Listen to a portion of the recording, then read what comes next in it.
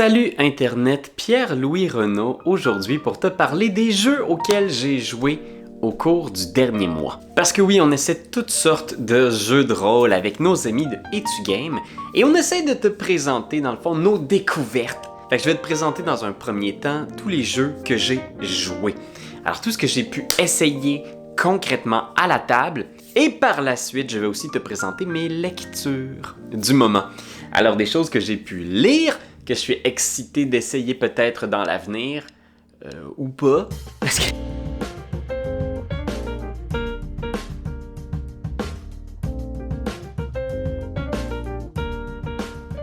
Alors, au cours du mois de décembre et janvier, on a fait finalement notre one-shot de Avatar Légende. Fait que c'est un jeu de Magpie Games qui se déroule dans l'univers de Avatar. Non, pas les bonhommes bleus de James Cameron, mais bien le dessin animé de Nickelodeon. C'est un monde dans lequel coexistent 4 cultures, très inspirées de l'Asie de notre monde. Et ces 4 cultures s'orientent autour d'un seul élément. Fait que c'est les éléments traditionnels, le feu, l'eau, la terre, le vent. Et ces cultures-là sont en guerre. Dans chacune de ces cultures-là, il y a des gens qui contrôlent les éléments grâce à différents arts martiaux. Et donc, on va créer des personnages dans cet univers-là qui peuvent bien sûr être des maîtres des éléments, mais qui peuvent aussi contrôler la technologie, des armes. Il y a tout un lot de personnages qu'on peut créer. On a fait un one-shot qui était vraiment super. On s'est beaucoup inspiré justement des aventures de Aang et ses amis. Donc, un petit groupe de voyageurs qui doit régler les problèmes d'une communauté en crise. Le système, c'est du Powered by the Apocalypse. On lance 2d6 et selon le résultat, on va avoir un succès complet. Donc le joueur prend le contrôle narratif pour expliquer la réussite de son action. On va avoir des succès mitigés. Donc oui, on obtient un succès, mais on a une conséquence. Est-ce qu'on va se fatiguer? Est-ce qu'on va gagner un état? Est-ce qu'on va être fâché suite à notre succès, ou déprimé, ou confus? Ou est-ce que ça va être carrément un échec? Ou une catastrophe même. Fait que ces degrés de succès-là qui sont des super outils pour raconter une histoire. Les classes de personnages, les playbooks, sont vraiment intéressants aussi. Chaque personnage a 2 valeurs fondamentales qui vont s'opposer tout au long de la partie. Fait que c'est pas des valeurs contradictoires, mais supposons on avait le Hammer, qui est comme une espèce de... le marteau. C'est un personnage qui souhaite détruire quelque chose qu'il trouve exécrable dans le monde. Peut-être renverser des tyrans, etc. Et le marteau, les 2 valeurs qui s'opposent, c'est la force et la protection. Donc, il doit toujours se demander, est-ce que je veux détruire ce que je déteste ou est-ce que je veux protéger les gens qui sont opprimés par ce que je déteste? Et chacune de ces actions va lentement le faire progresser dans ces 2 pôles-là de sa personnalité. C'est ça qui est le fun, c'est de voir l'aventure être une façon de mettre à l'épreuve ces personnages-là et leurs valeurs.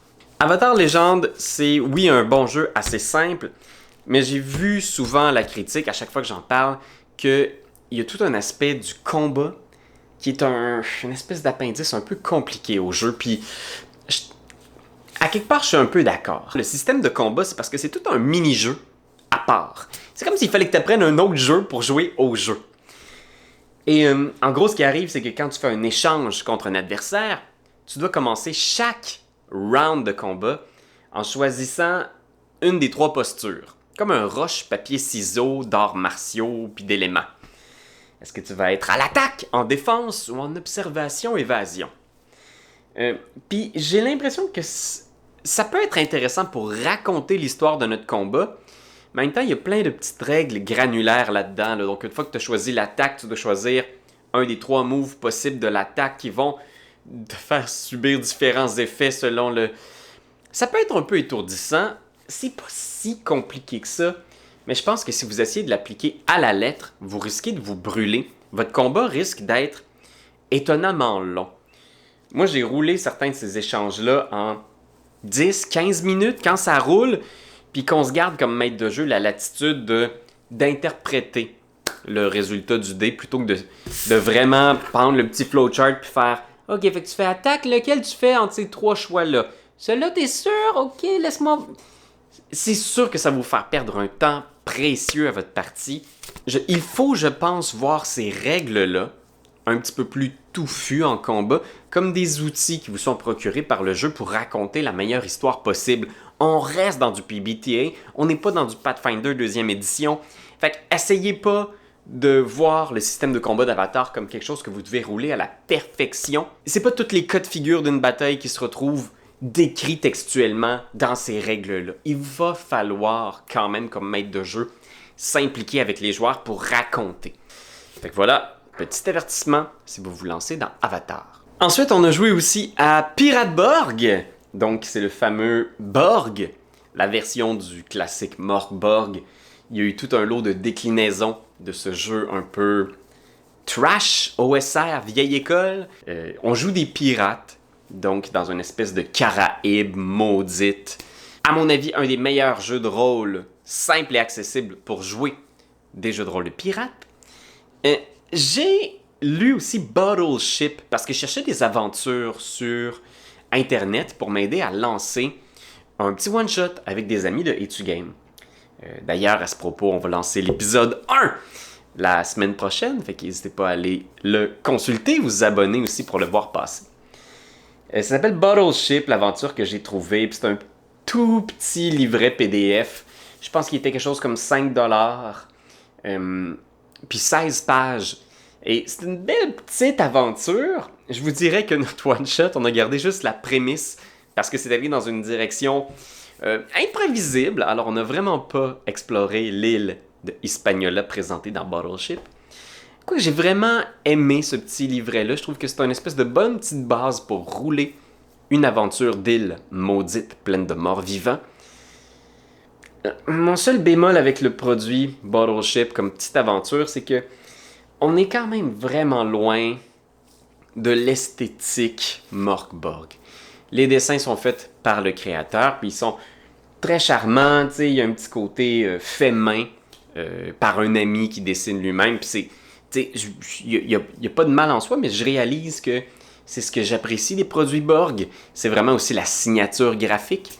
Fait que ça m'a porté à beaucoup m'intéresser aux aventures qui sont en sociofinancement là, dans les derniers temps. Il y en a d'autres qui s'annoncent aussi. Là, je vais peut-être en laisser quelques-unes dans la description. Parce que on dirait que c'est ça qui me fait cliquer, moi, avec les Borg.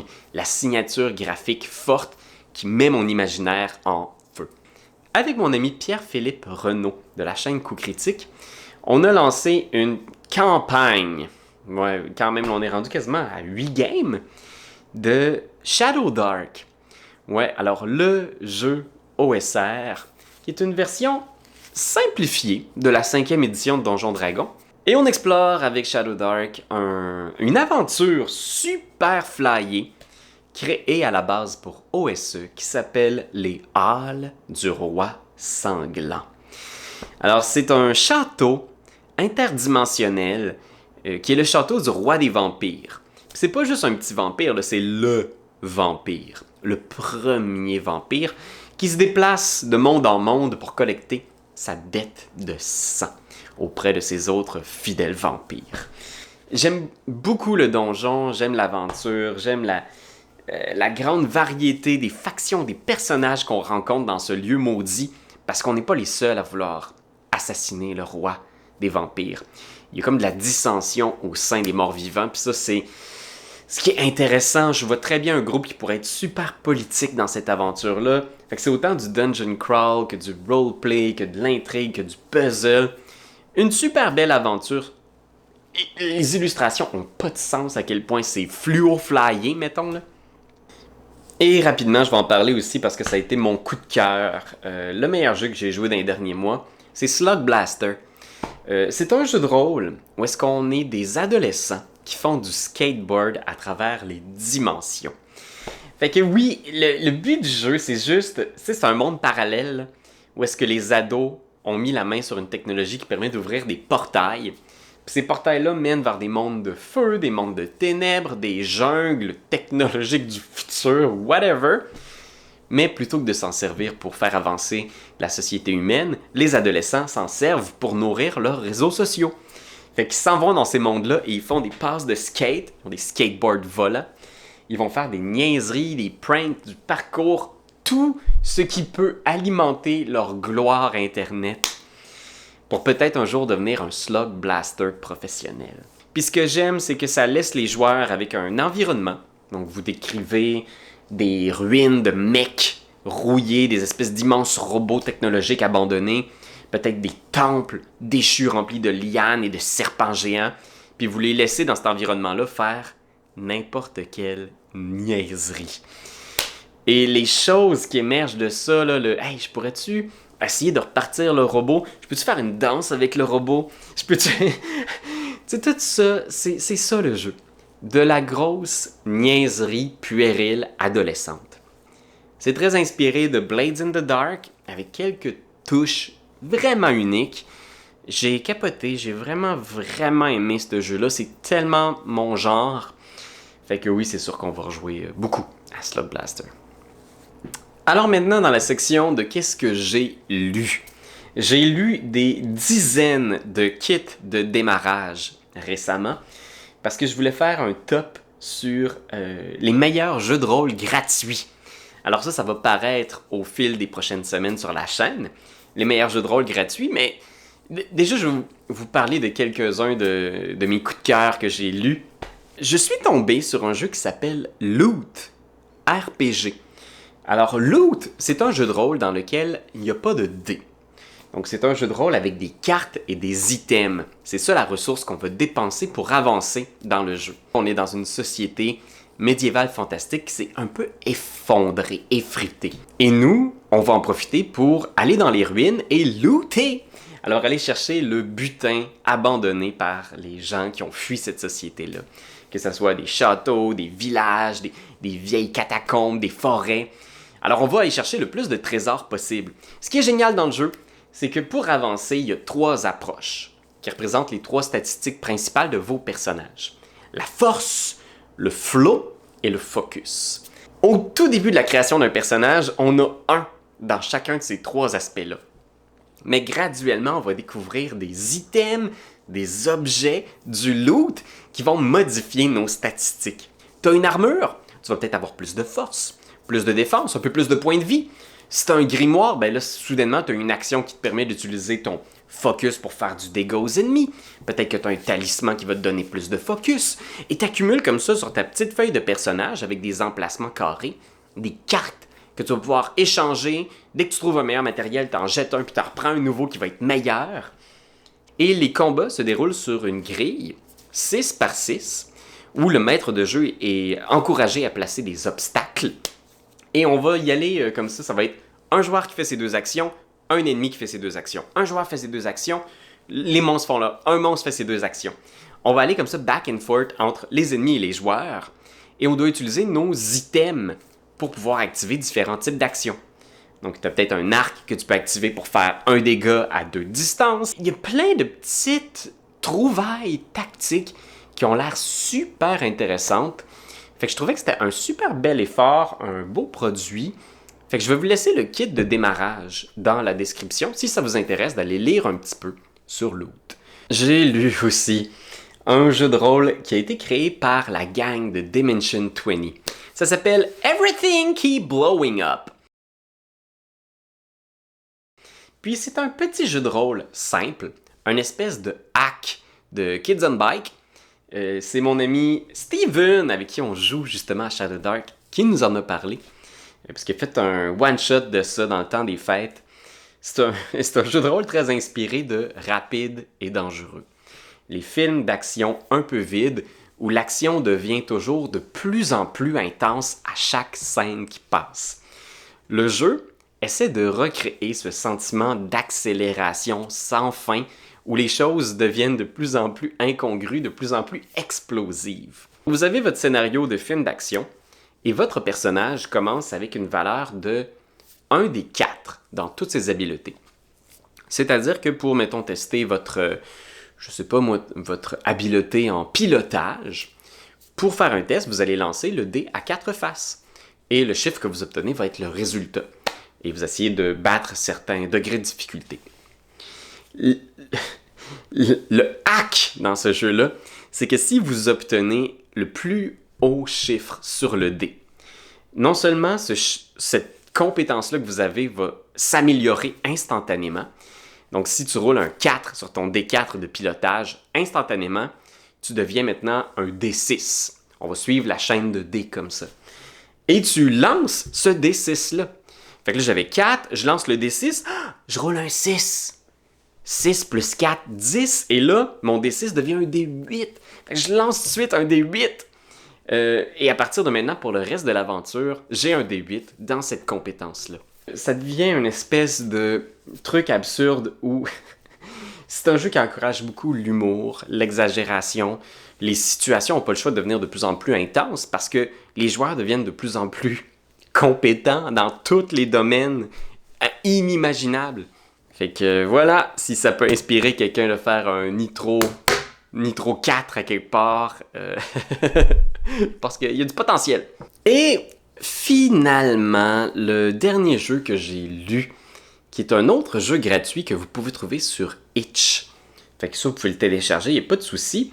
C'est un jeu qui s'appelle Pokémon Pen and Paper. Fait que, comme son nom l'indique, c'est une version de table du jeu Pokémon. Donc, comment est-ce qu'on peut faire un jeu de rôle de Pokémon? Moi-même, je me suis tellement posé la question pendant des années, tu sais. J'ai eu des rages de Pokémon. Des fois, ça m'obsédait. À chaque sortie d'un nouveau jeu, par exemple, on se relance dedans. Puis je trouve tellement que des fois, l'histoire des jeux est comme un peu poche.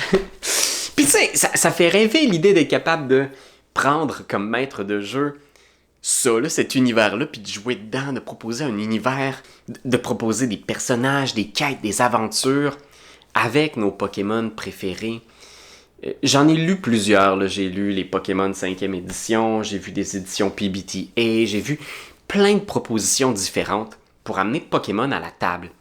Puis quand j'ai vu que ça, c'était dans les tops des jeux gratuits les plus vendus sur Itch, j'étais comme, je vais aller jeter un œil.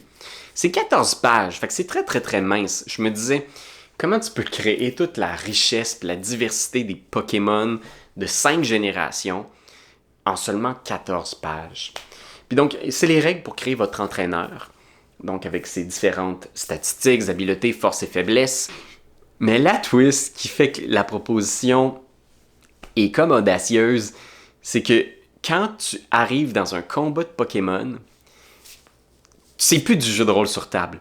Tu transfères l'action dans un jeu in-browser, là, un jeu d'ordinateur que tu peux jouer dans ton navigateur qui s'appelle Pokémon Showdown. Puis c'est un espèce d'émulateur de combat Pokémon dans lequel tu peux rentrer à peu près n'importe quelle condition de combat. Fait que tu peux choisir le nombre de Pokémon, le niveau des Pokémon, les attaques disponibles à ces Pokémon-là, et tu peux créer et enregistrer ton équipe dans cet émulateur-là. Et donc, le but, c'est de se créer une équipe dans l'émulateur Pokémon Showdown, puis à chaque moment que la partie à la table demande qu'on jette nos Pokémon dans l'action, ben, on passe à l'ordinateur et le maître de jeu a lui-même préparé les équipes de ses adversaires pour lancer des combats. Et là, ben, c'est vraiment comme tu joues comme si tu jouais au Game Boy, là, tu sais, c'est vraiment... Je sais pas encore quoi en penser parce que je l'ai pas essayé. J'ai commencé à regarder un peu Pokémon Showdown et les différentes possibilités, qu'est-ce qu'on peut en faire. Je sais pas si ça va être limité dans ce qu'on peut créer comme combinaison de combats, mais je trouvais ça quand même un peu fou. Mais il y a aussi même des statistiques pour savoir si tu es capable d'attraper un Pokémon sauvage. Fait que ça aussi, ça se passe à la table avec un dé percentile. Je suis vraiment curieux parce que ça fait des années que j'ai le goût de faire un one-shot de Pokémon. Est-ce que ce jeu-là pourra vraiment, grâce à la technologie, nous donner l'ampleur nécessaire pour vivre toutes les aventures de Pokémon qu'on pourrait vouloir vivre? Je sais pas! Mais écoute, ça existe, fait que je vous inviterai à aller le lire si ça pique votre curiosité parce que c'est quand même vraiment spécial. Fait que voilà Internet, ça résume un peu ce que j'ai fait niveau jeu de rôle dans les 2 derniers mois. J'ai fait beaucoup moins de one-shot parce qu'on a mis beaucoup plus de temps sur nos campagnes avec mes amis. On a une campagne de Forbidden Lands, puis on termine en ce moment un des scénarios de Berlin la dépravée pour l'appel de Cthulhu avec mon groupe maison. On finit un 8 sessions dans lequel on a fait le scénario qui s'appelle Schrägfilm, un scénario de film d'horreur dans l'industrie du cinéma de Berlin, et c'était vraiment génial. Fait que oui, j'ai bien hâte de me tourner vers de nouveaux jeux de rôle par la suite, fait qu'hésitez pas à me partager dans les commentaires à quoi vous avez joué pendant le temps des fêtes. Est-ce qu'il y a des choses qu'il faut que j'observe, que je garde sur mon radar? N'hésitez pas à me les partager. Puis voilà Internet, on se retrouve très bientôt pour d'autres vidéos sur le jeu de rôle. Puis d'ici là, je vous souhaite de bonnes parties. Bye!